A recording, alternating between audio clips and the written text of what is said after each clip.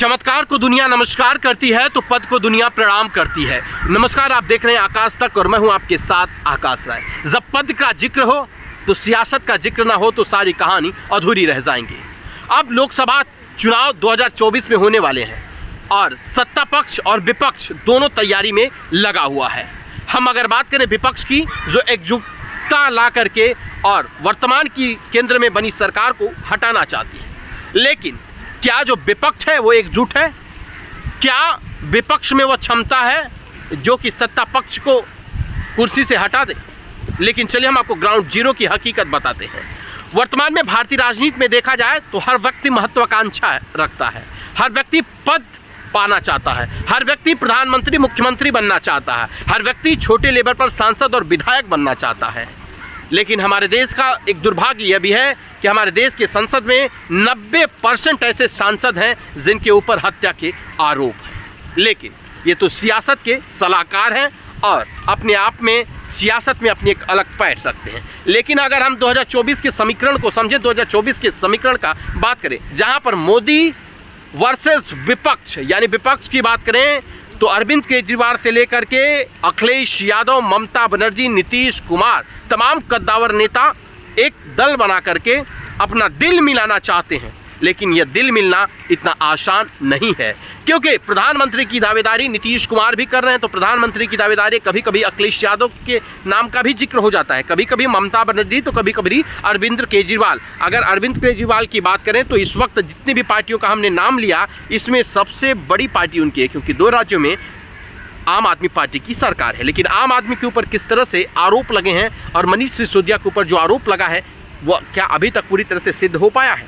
लेकिन इससे यह पता चलता है कि राजनीतिक दल कोई भी हो, किसी भी दल को आप यह नहीं कह सकते कि वह साफ सुथरी राजनीति करता है या वो किसी प्रकार का गलत काम नहीं करता है।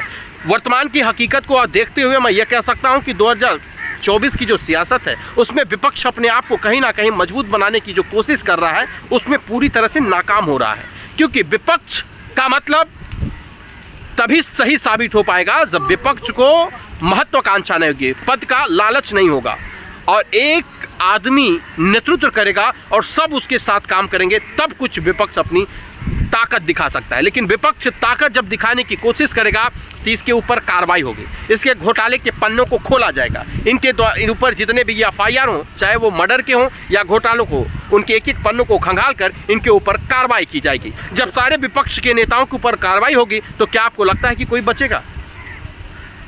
अगर आपको लगता है कि हर नेता ईमानदार है तो ये भी हमारी और आपकी गलतफहमी हो सकती है। तो भ्रष्टाचार तो सब ने किया होगा, तो सबको अगर बारी बारी जेल हो जाएगी तो बेल कौन कराएगा? आपने देखा हाल ही के दिनों में ही उत्तर प्रदेश के पूर्व मुख्यमंत्री, समाजवादी पार्टी के राष्ट्रीय अध्यक्ष, आजमगढ़ के पूर्व सांसद अखिलेश यादव ने भी बयान दिया कि हमें भी जेल हो सकती है। राहुल गांधी को आपने देखा 2019 में उनका एक बयान जो उन्होंने दिया था, मोदी सरनेम को लेकर के कुछ कहा था, उसके ऊपर वहाँ के पूर्व मंत्री ने केस किया था, सूरत कोर्ट में यह मामला चल रहा था, वहाँ से इन्हें 2 साल की सज़ा हुई। अब 2 साल की सज़ा होने के बाद उनकी संसद की सदस्यता रद्द कर दी गई है। राहुल गांधी एक अपने आप में कद्दावर नेता भी हैं, सांसद भी हैं और साथ ही साथ कांग्रेस पार्टी से ताल्लुक़ रखते हैं। उस कांग्रेस पार्टी की हम बात कर रहे हैं जिसकी स्थापना 1885 में हुई थी।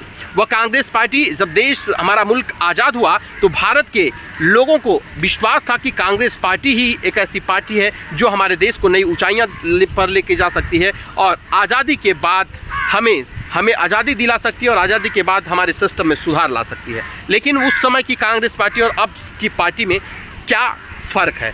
रिसर्चर ये कहते हैं कि उस समय कांग्रेस पार्टी का 1 मैन शो व्यक्ति था, लेकिन अब कांग्रेस पार्टी का नेतृत्व का थोड़ा फार्मूला बदला है। लेकिन 2024 का जो समीकरण है, क्या उसमें परिवर्तन हो पाएगा और सत्ता पक्ष और विपक्ष किस तरह से इस बार अपनी भूमिका निभाएगा? क्योंकि दोनों पक्ष तैयारियां पूरी तरह से करने में लगा हुआ